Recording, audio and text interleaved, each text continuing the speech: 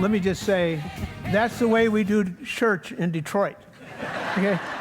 I can tell you guys are a bunch of deadbeats. Nobody's into it, you know? You got to get into it and stuff. I don't know who had more fun, you or Ryan, you know, because Ryan loved doing that Motown too. In fact, that was one of the reasons that I give the thumbs up to hire Ryan, because he loved Motown. So he was in. Doug's going, you like Motown? Okay, let's hire him, you know. That was fun. That was awesome. Well, this is a very special morning for us to be able to do this. I'm not sure, you know, I'm going to ask you the same questions I asked you first service, but I have a feeling we might go totally different directions. I'm so old I can't remember what they were, so okay. They're all brand new to me. Well, you have a bunch of family here, but we're going to recognize them at the end. So I'm going to save that part till the end while we recognize the family, kids, grandkids, and all of that, and especially honoring Cindy. But we've had a lot of fun over the years with the fact that we both have the same name, and then we both have, our wives have the same name as well, and then you always set it up when we talk about Doug and Donuts. But the Cindys are two different Cindys. So, both our wives are Cindy, but it's not the same Cindy. He always in this day and age, that. you got to make that clear. We're not that kind of church, so that's right. So you're careful to explain that whenever we're together. I love that. Well, I want to. We put together some questions that I want to ask you, and kind of it'll walk us through a little bit of God's faithfulness over the years in your life, as well as our life as a church, our community together. And you've given me permission to cut you off at any time, just to keep us moving. So I'm going to say that ahead of time in case I do, and everybody knows you told me I should. Yeah. Your life was, actually I'm going to hold this for a second. I'm going to, thank you, pull up these pictures. I've got to, want to advance these slides, thank you. And I've got a picture of you. Your life was uniquely shaped by Campus Crusade. Yes. In the Campus Crusade for Christ in your college years, and you went on staff with them. I have a photo of you, if I can pull it up there. Yeah, there's a photo of your group. They're doing ministry at the college campus, and this one is you. People might not know which one is you, but there you are, there in the corner.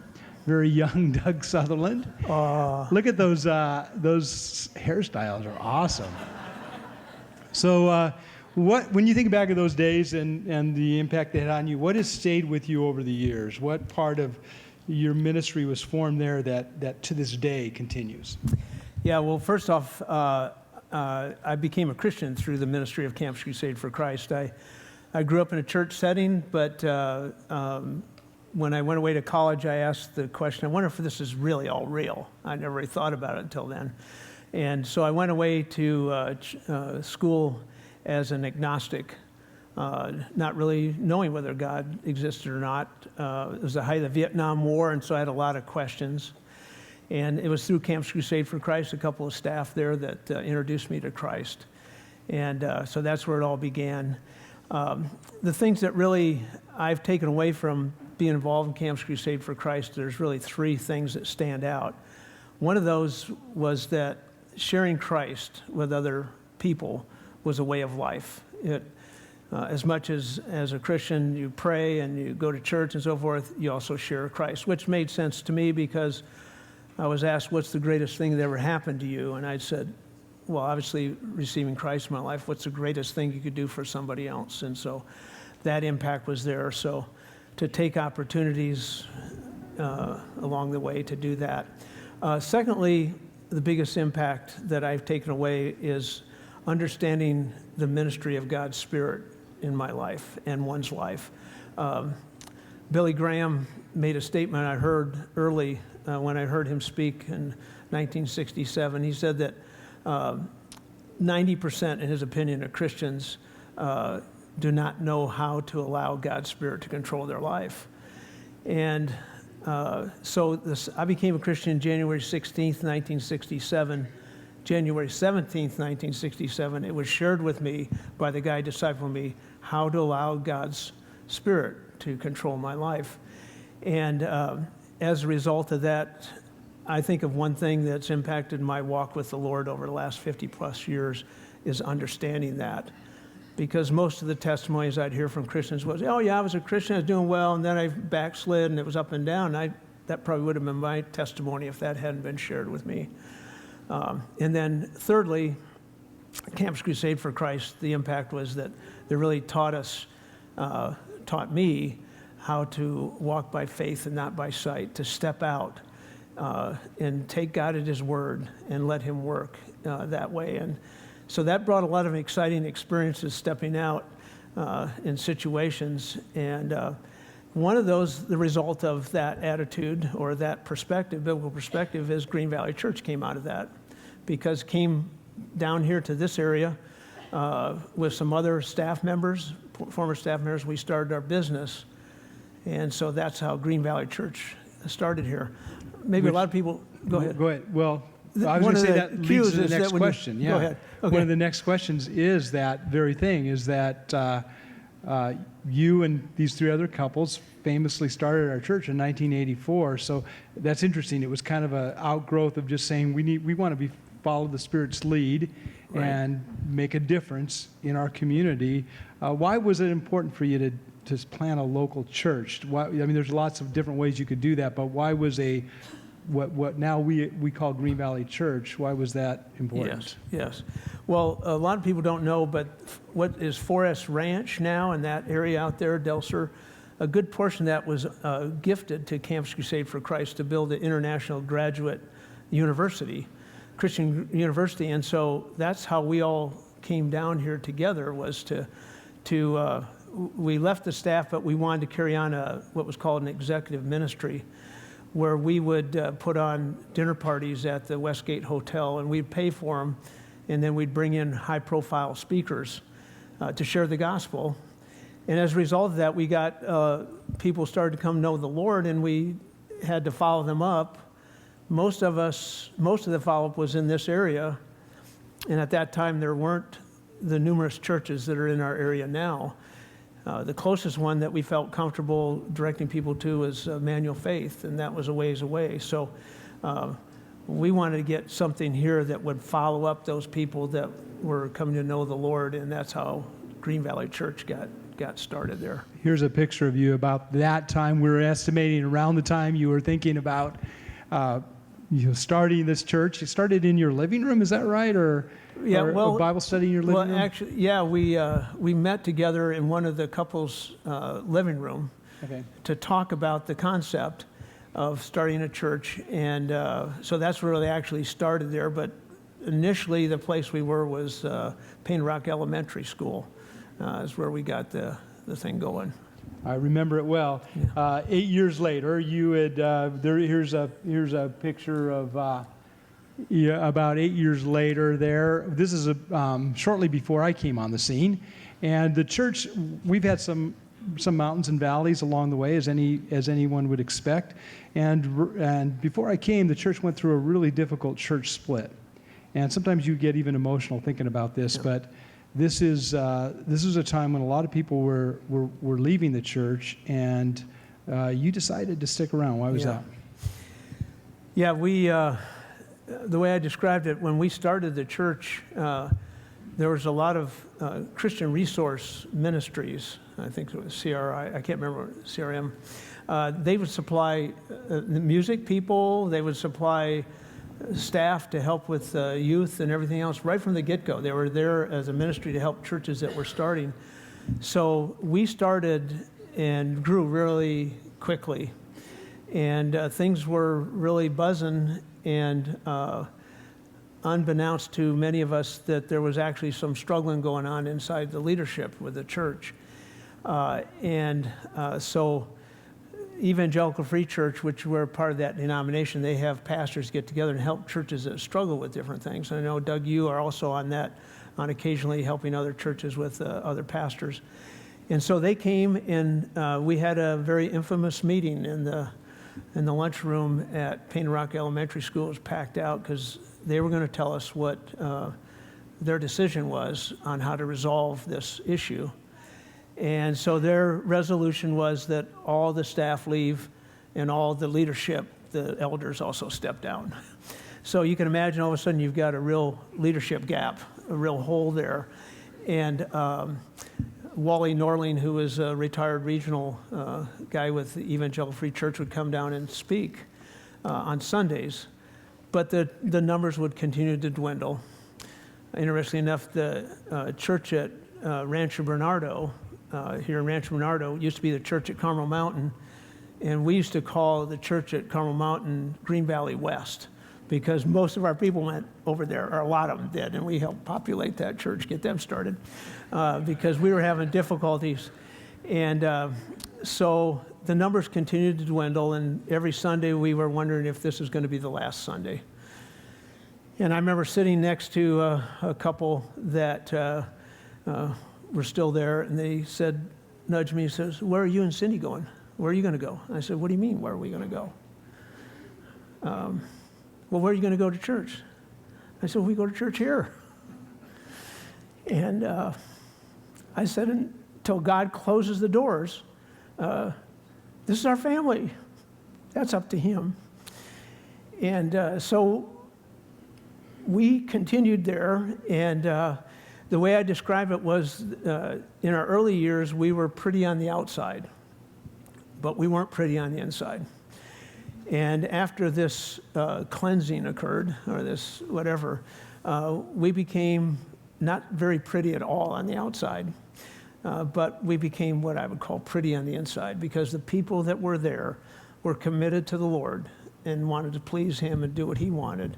And as a result of that, we began to grow. And it was interesting because new people would come to church there, check us out, and we weren't very impressive, I said, on the outside, but we loved the people when they came in. Anybody came in, we pounced on them. We were so happy to have you here, you know. And sometimes love them too much. Yeah, yeah. We actually had some people didn't want to come back because they were too loved. Seriously. And but because of that, we began to grow, and it was at that time, in fact, you, Doug, came into the picture. Wally Norling, wise old man that kept stability there, he said, "I know who your pastor should be." And he's this young youth pastor up in Orange County. And Wally also told me, I was the head of the board of elders, and he said, "I've never made a mistake." And I said, "Well, I hope you got one left in you, Wally." And he didn't flinch. He said, "I do." And so that's when Doug came down, and he got to see this beautiful church on the inside and not the one on the outside, as you recall. To this day, I think about that is what you're describing. It was our experience too, is a really caring, loving group of believers that care deeply about God and about relational health and really connecting and caring for people, and not so much the externals, but first the internals. And I trust that's part of our DNA to this day. Absolutely. And we hear that often, and whenever we do, you and I both are grateful to how God orchestrated all of that. Well, then 20 years ago, almost exactly 20 years ago, you were hired as an associate pastor here. But you've told the story privately. I don't know if you've ever told it publicly. And that is, you weren't actually picked at first for this role. So how did you deal with that? Yeah, as I indicated, I was the head of the board of elders, or what we call the overseers now, and when we hired Doug.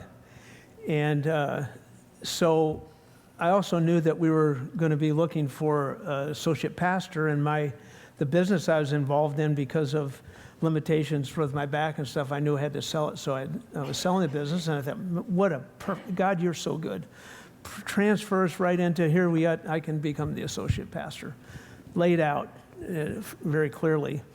And so when I submitted my name as an applicant, and then there was another one too, and it came down, well, I don't know if it came down to, but it came where the only person on the board of elders that voted for me as this role was me.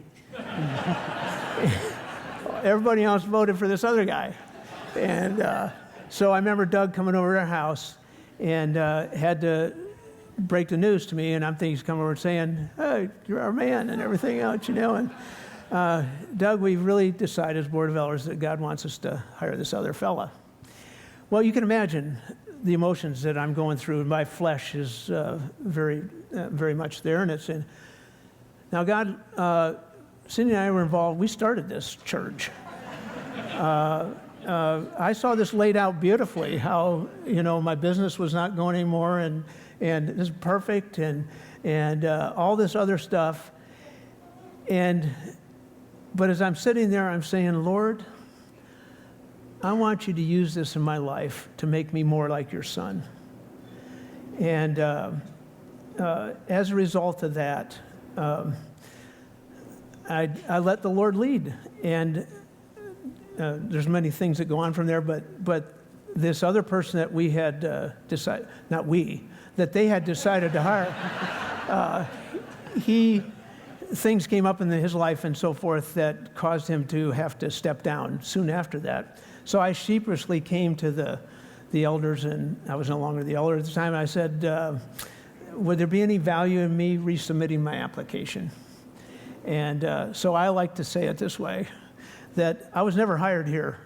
I was by default. They didn't have anybody else, and so that's how I got in.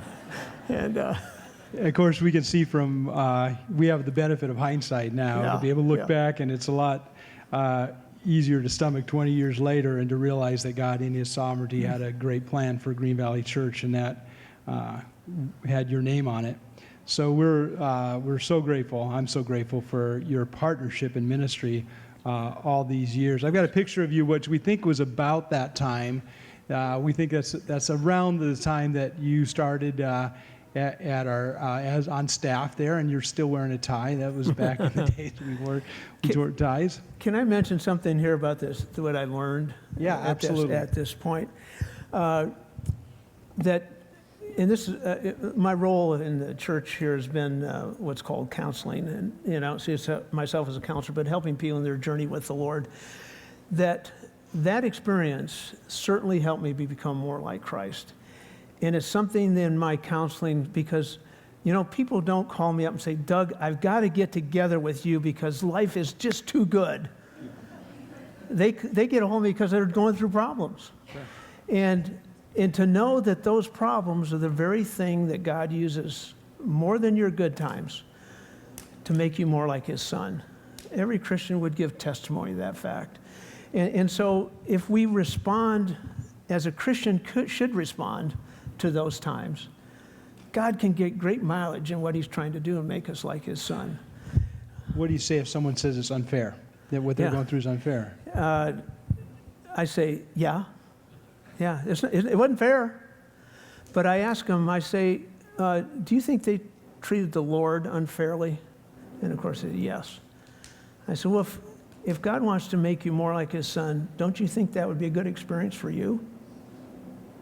Unfairness of life is the very soil that God enriches to make us like his son. Over and over again. I think the quintessential illustration of this, it was not a fair thing for Jesus to be hung on that cross. It was not fair for him to go through all of that. And I even think of Peter's response.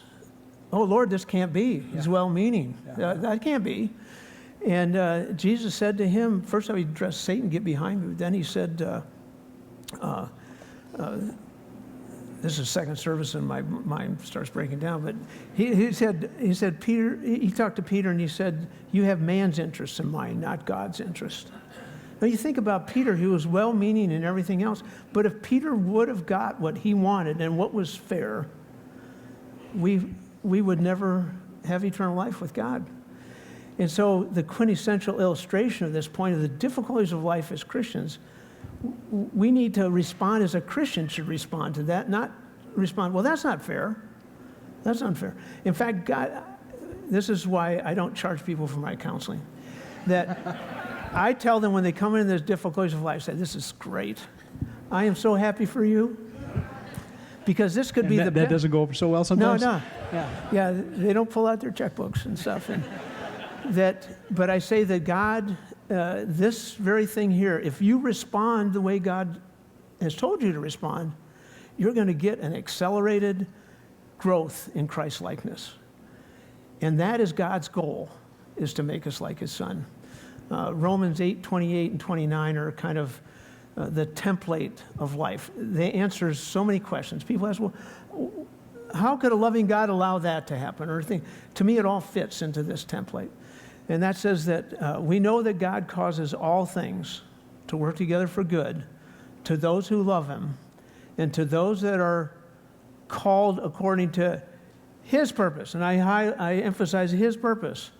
And for many years as a Christian, I looked at that verse. I liked it because God's working everything together to make me happy.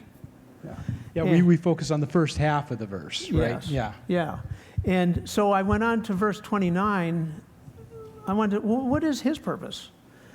And it goes on to say that for those he foreknew, he also predestined that they would be conformed to the image of his Son, that his Son would be the firstborn among many brethren.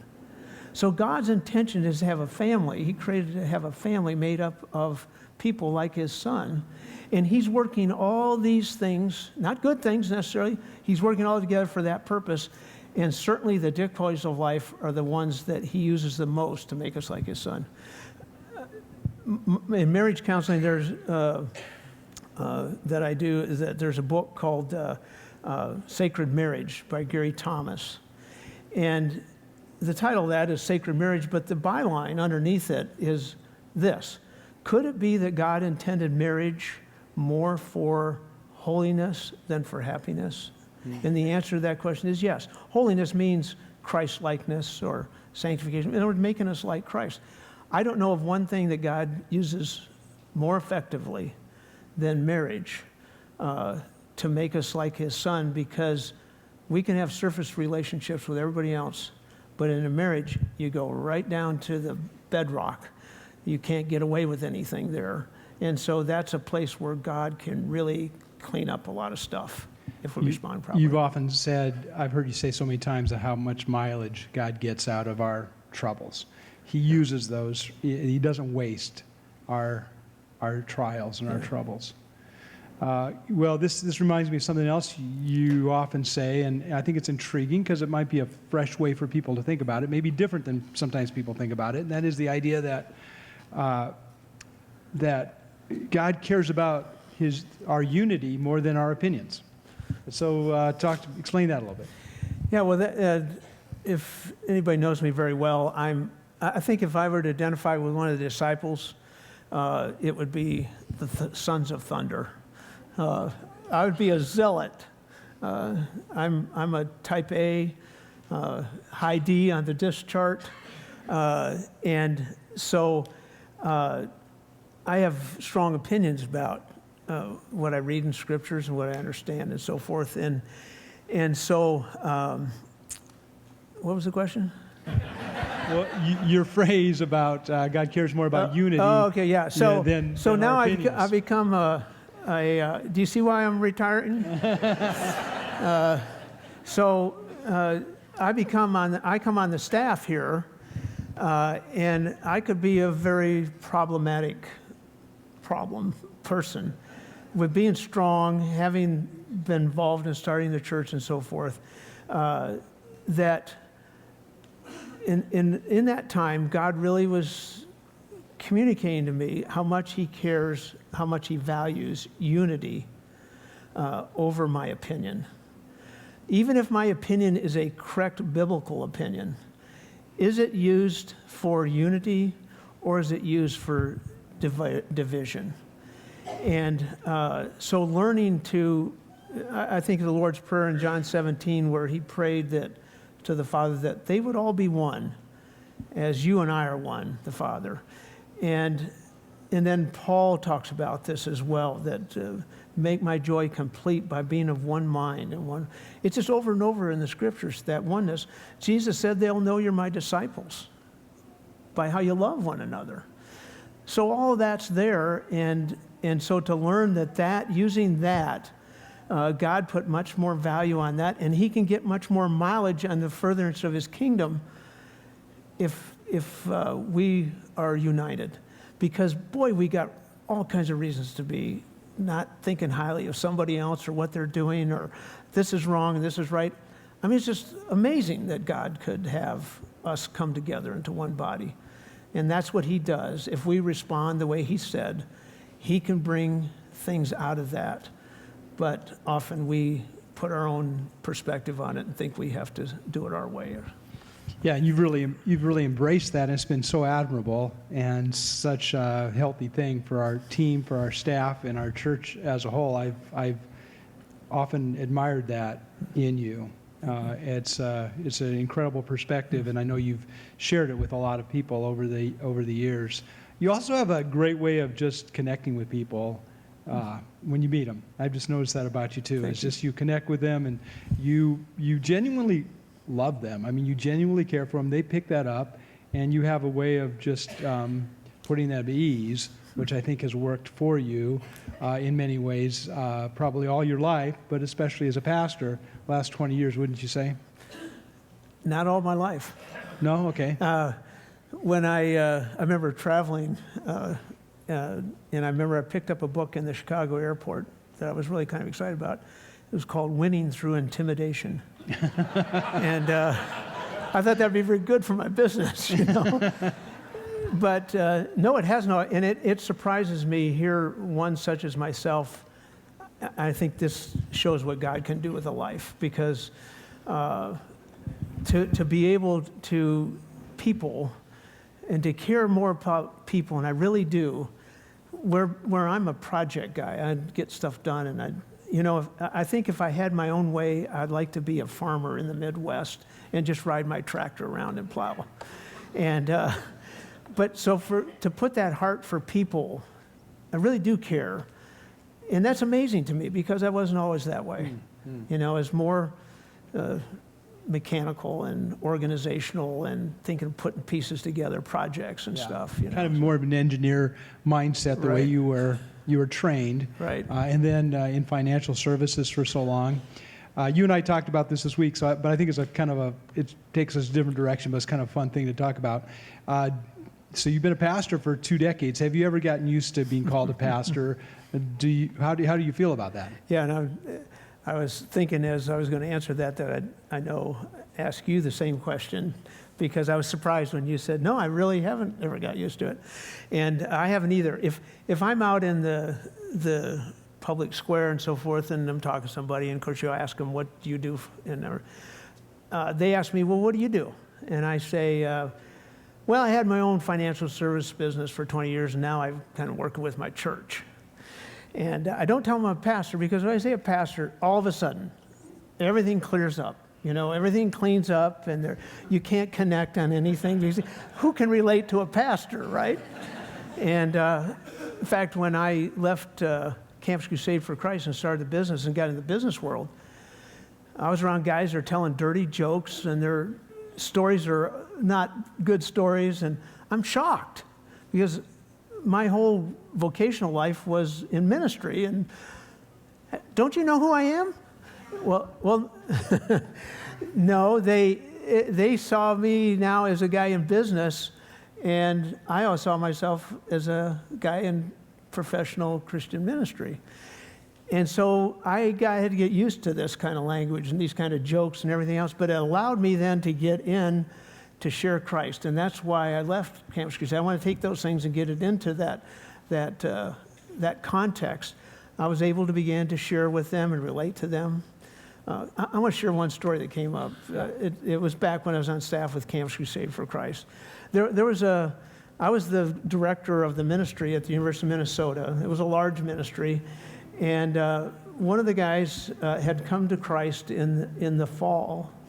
It was in the spring, and I picked up on him next fall to disciple him. He was a wild guy. Wildest guy I ever knew. I found others later, but he was the wildest at that time. That, like, he got a $50,000 inheritance, and he spent it within a month on just partying. And so this guy was wild. He cheated his way through college.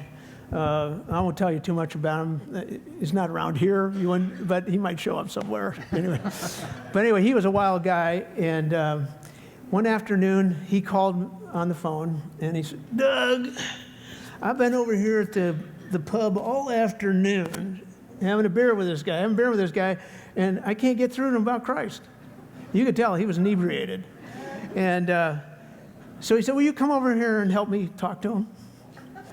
Okay, now I'm the director of Campus Crusade, and I had to make a decision. I'm going to go because some of the students, there are hundreds of students involved in our movement. They're going to see me going into this place.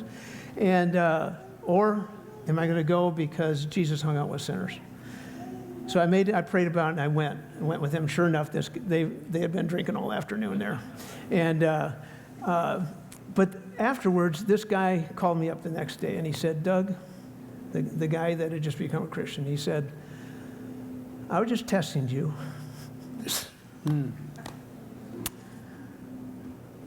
I was testing you to see if you would come into my world. Yeah. That I come into this world. That's what I want to do. I want to go into people's world and be salt and light there, not here. Yeah. Well, I want to be here too. Yeah. What's wrong with my voice? I must be getting. It always happens when it must be the allergies. Is one of the ball players I worked with. Yeah. The dry air, there's something in the air. But you can imagine, and this guy has gone on to, he worked in overseas ministry in Eastern Europe. He worked in Washington, D.C. with senators and congressmen and all this kind of thing. It's just amazing what God's done in his life. It's probably why, and I wanted to share that, because it's probably why neither of us are really enamored with the title pastor, because in many ways we respect and honor these folks and their platform and the places that God takes them to make a difference in a very real, authentic way in the lives of people. And we've got advantages too for we don't step away from that role, but we also aren't overly inflated about the title. Yeah. We don't see that as necessarily an advantage. In fact, that was one of my hesitancies of wanting to have a day like this. Yeah. Because we're here to equip the saints for the work of service. And like I think of it is that God gets the glory, but we get the joy. And what I'd really like to do is to honor all these people that come here that God's given to us. Yeah. I know John wrote in his epistle, he referred to those he worked with as children, and he said, I have no greater joy than this, than to see my children walking in the truth. Yeah. And to think of the stories over the years of watching people develop. We get to see that, and that's what really is exciting. Yeah, and I guess if there's any advantage, we sometimes get an insider view of that. We sometimes get a sneak peek at some of the stories of how God is using people. But in many ways, you and I get to sit up here and have a conversation, but the MVPs, we understand, are sitting out here as they go out and make a difference for the kingdom. I just think I am so humbled by what has gone on to make this day. Yeah. This timeline thing out there, it's just amazing what, I won't start mentioning people because there's so many, but to put that together and to see guys in here yesterday morning when I was in the Bible study going there and they're in the cooking up stuff and I just think of all the things that go on. We get this kind of thing and they're going to get their thing with the Lord but we never see it. Yeah. And you just want to honor that. People, not only here in the church, but people in the church that are doing things in their secular locations too, Well, here's one of my, you are a pastor, and we are, and I don't have to be that though after, right? After no, well, we'll talk about it. Here's one of my favorite pictures of you, pastoral pictures, this baptism here. There's kind of a story there, right? Yes. Yeah. And I, for those of you who come to me and I spend time counseling, I try to protect everything that goes on there. So I want to protect that here as well. But that couple that's hugging there is Gino and Bree. And I can't pronounce his last name all the time, but is Rick Mountain still here? I think he was here first service. But anyway, they were in our church and they live on the East Coast right now. And I continue, a lot of my times when I'm continuing is through the phone. I'm able to do a lot through the phone. And Gino and I have been in contact, and Bree works for Rick Mountain, or works with Rick Mountain, so she comes out to San Diego quite often. And just to help them with their journey and their marriage and their family over the years, it's been a tremendous joy that's there. And so when I saw this in the Dropbox for today, I said, well, that's Gino and Bree. And so I sent that to Gino, and I said, Gino, don't you forget this. And he says, I haven't. I haven't forgotten. And for him to continue to grow into becoming a man of God and a husband that loves his wife like Christ loved the church, that's why I'm doing this. It's not some political thing, okay? It's, yay, Lord. Absolutely, absolutely. You and I was thinking about this. You do one of the things you've done around here is a lot of marriage counseling. That's been part of your role here. I get to do a lot of premarital counseling, and I feel like we both benefit. We probably both benefit more from that than the couples do, because we get to talk about this all the time. Yeah. But you've learned a lot about marriage and have shared a lot about marriage because of that. Yeah, and just so you know that Doug and I, when we do this, we can learn the most because I get to hear myself tell these couples what they're supposed to do over and over and over and over again. And so sometimes I would come home, it doesn't happen much anymore. Cindy would say, you know, some of those things you're telling, you might want to work on some of that yourself, you know. And she'd put little sticker things in my book, you know, like here's a highlight, maybe you take a look at this one. And, but there's no question, one of the biggest things that's helped me in God, in my relationship with God, is my wife. And it's, Paul describes marriage in Ephesians, and he describes it, and he says it's a mystery. And in Genesis 1, God said that he created mankind in his own image. He created them male and female. And when those two become one in marriage, that entity, that mystery, becomes a greater thing than the sum of those two parts. And most marriages are the sum of the two parts, the male role and the female role, the wife role and the husband role. But when they come together, God intended that entity to be a reflection of the relationship between the Son and his church, between the Father and the Son and the oneness that's there. I believe that's why marriage is so much under attack in the public discussion, because that's God's representation of that oneness that's there. And so one of the difficulties for me was not only being a male who thinks objectively, predominantly males are objective and women are subjective, objectively, but also my education in engineering, that gives you a little bit more idea. Everything had to be facts. So when Cindy and I would, when Cindy's trying to share with me what she's feeling about something, I would think in my mind, honey, when you're not so emotional, sometimes it wasn't just in my mind, I might mention it, which was not a wise thing to do, that when you're more rational, when you're making more sense, you're not so emotional, then we'll talk. But right now, you're not making any sense. And that didn't go over that well? That didn't, no. Yeah, okay. And that's why my wife isn't up here with me right now. But because of learning to live with my wife in an understanding way, I came to the place where I knew that that emotional perspective was real. I just didn't accept it. I didn't understand it, but it was real. There's enough evidence, even secular evidence, to show that that is real. So I started there. I said, I don't get it, Lord, but I want to get it.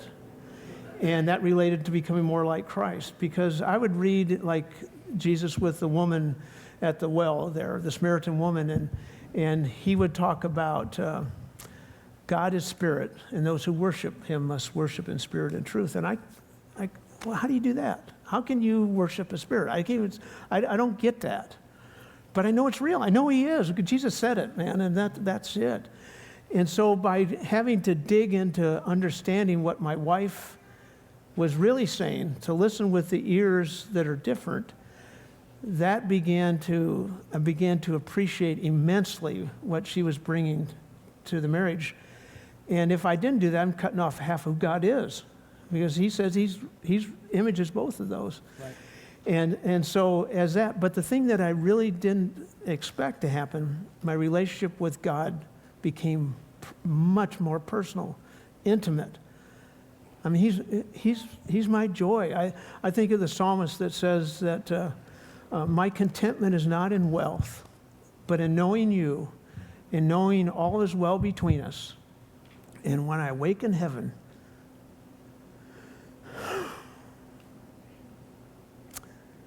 I'll be fully satisfied, for I'll see you face to face. That's what it's all about. That's what God is about when he created us. He wanted to have a family.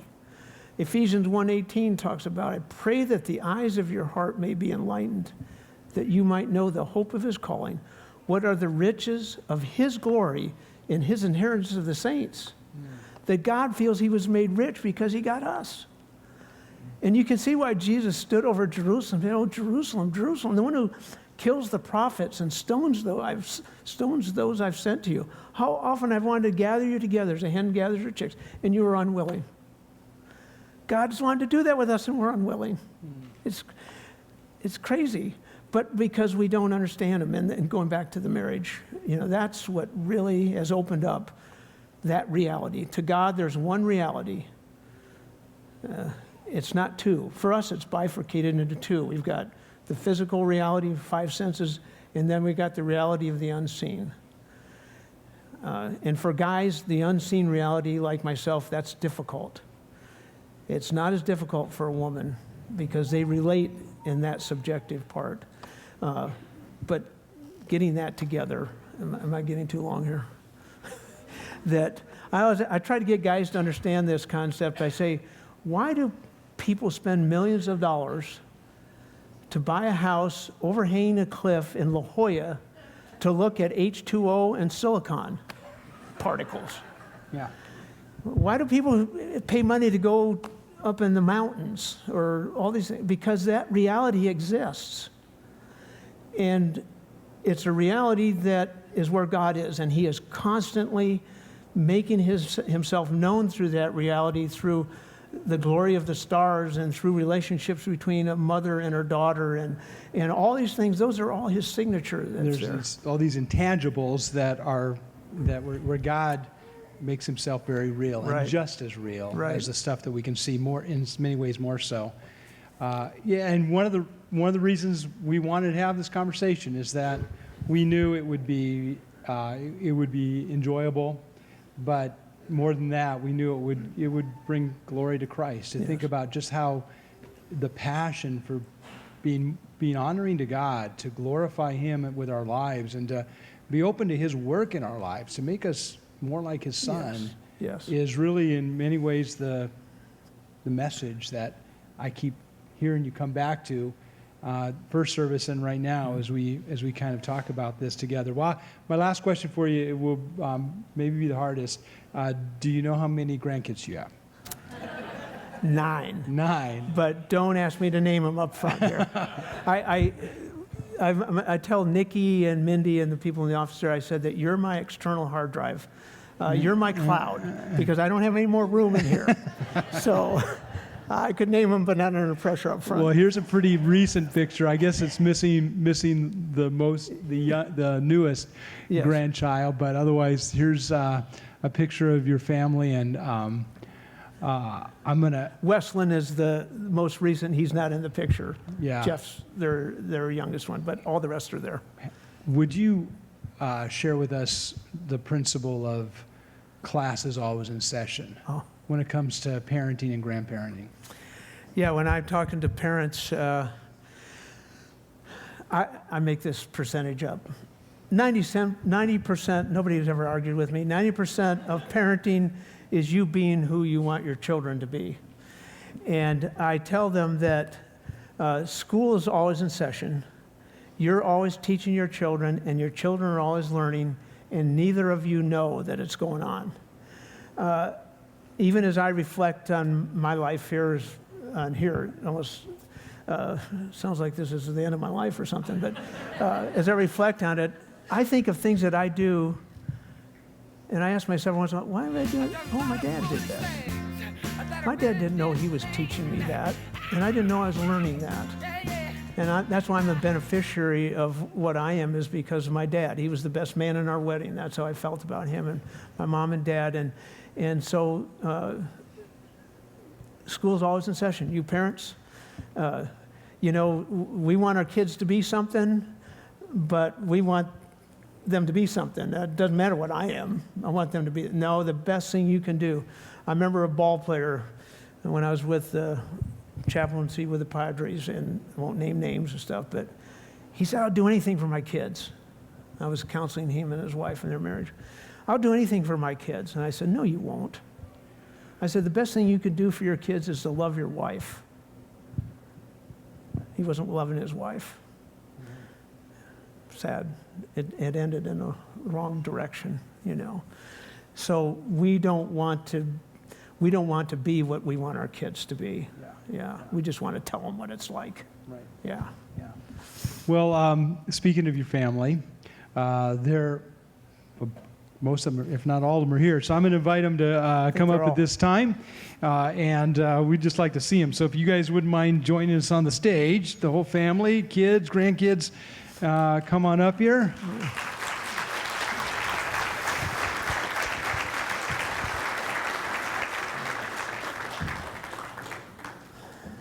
Right over here, right in front of your grandpa. Bappa is what they call me. Bappa, right in front of Bappa.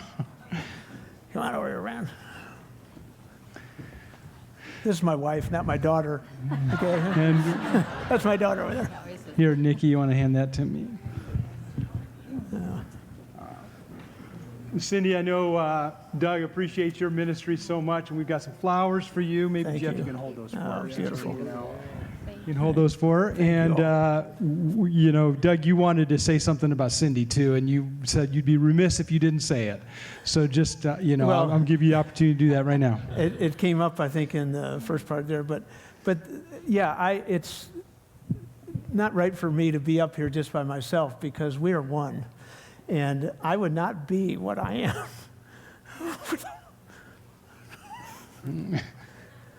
Without his wife. Yeah. That wasn't what I was going to say. No, yeah, that's true. Usually she's the one that chokes up here and stuff. But the journey together since 1977, there's no question I can understand anything that I understand now or be where I am without my wife. Yep. Thank you.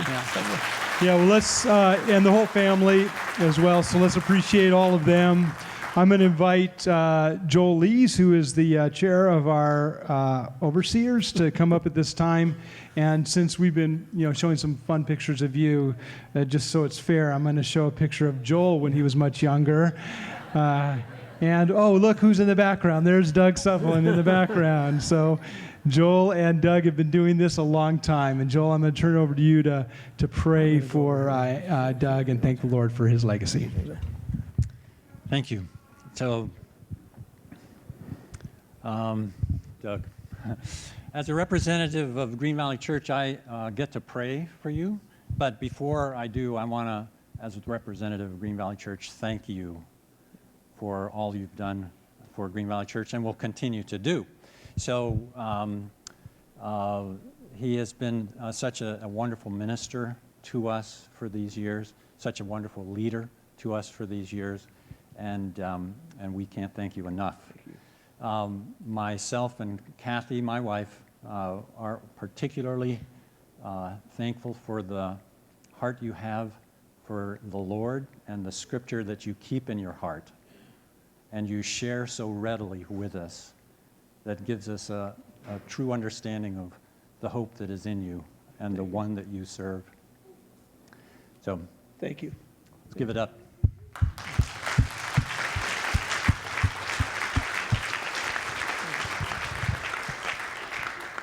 Thanks for being here, family. Okay, pray with me. Father, we praise you for the man that you have put in our midst, this man of God who loves you and loves these people and shares it with those who are around him. We thank you for the man that he is. We ask that you continue to draw him closer to you as this new chapter in his life begins. We ask that that chapter be long and amazing as he continues to be closer to you and to his family. We praise you for the way that you've worked in him and his family, and the way that that has shown your faithfulness through times that are often hard, but allow you to show your love towards people in a way that we can then turn around and show others. Continue to bless him, Father. Continue to bless Cindy, their children, their grandchildren, and one day their grandchildren's children. We ask this in your name, Father. Amen. Thank you. Amen. Let's congratulate them, and don't go anywhere yet.